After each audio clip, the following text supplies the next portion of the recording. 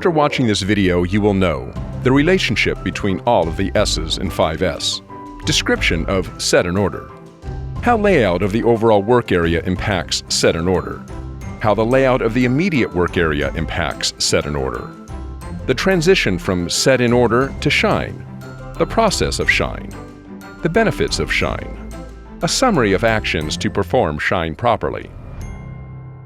Hi there, I'm Mike Micklewright.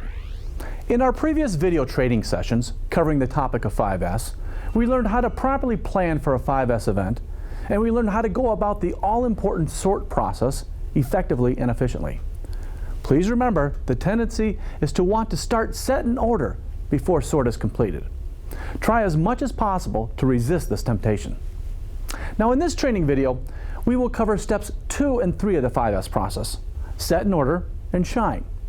Even though these are two distinctly different steps, they do share some commonalities, and as such, we cover them in one training session.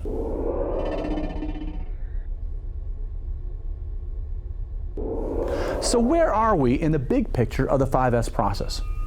As stated in previous videos, many people define 5S as housekeeping or workplace organization. It is, of course, much more than just that. However, one could argue that the first 3 components of 5S are indeed about housekeeping, and that the 4th and 5th S, standardize and sustain, are about establishing a culture of discipline around standard work.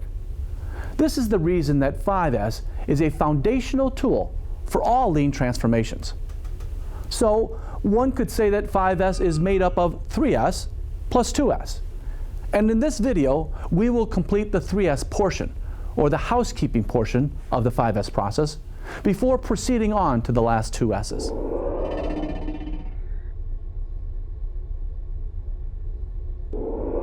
So what is set in order? Well, most frequently, people define it as a place for everything and everything in its place. Let me show you why this is so important with one of my favorite photos, one that I've shown you before, from Alcatraz. Now in this photo, we're looking from the prisoner's perspective as they're eating inside the prisoner cafeteria. We're looking through some white bars into the kitchen. And through there, you see a shadow box or a shadow board where knives and cleavers should be placed. And I ask people, well, what's so important about this? And someone might say, well, you know where to put the knife back. But even more importantly, we know when one's missing. That's the goal that we're trying to shoot for. That everything is obvious when it's missing, before it's needed, so that we can prevent disasters.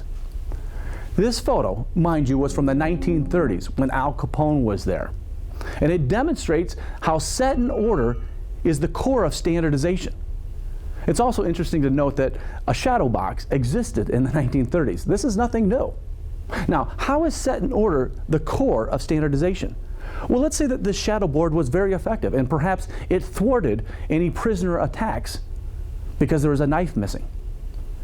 If it was that successful, we would want to see that same type of shadow board in other parts of the same prison and in other prisons. In other words, it becomes the new standard. Set in order is the core of that standardization. Set in order is also about making it easy to get to the items where and when it's needed.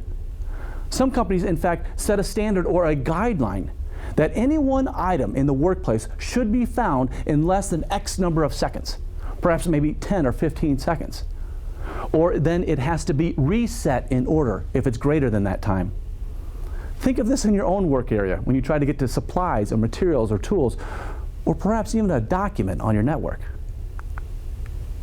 Easy to get and easy to put away is the key. Easy to put away too? Well, yes, of course. Think about the pen at your bank teller's window. To put it away, you just release the pen and it's away. It's in its location.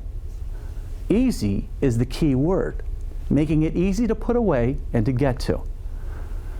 In fact, one of the founders of the Toyota production system, Shigeo Shingo, he made this quote, which I thought was brilliant. There are 4 purposes of improvement: easier,